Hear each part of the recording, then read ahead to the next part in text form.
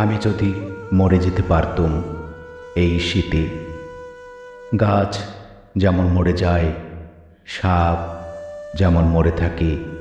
সমস্ত দীর্ঘ শীত ভরে, শীতের শেষে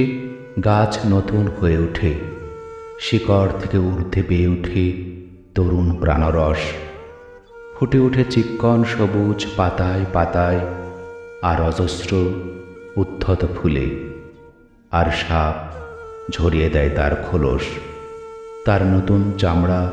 শঙ্খের মতো কাজ করা, তার জিহ্বা ছুটে বেরিয়ে আসে আগুনের শিখার মতো, যে আগুন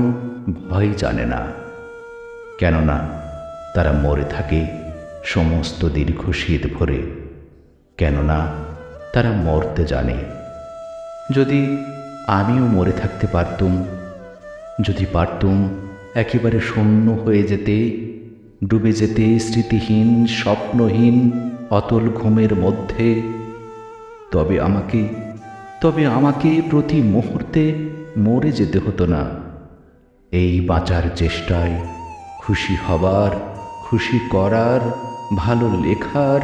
ভালোবাসার চেষ্টায়।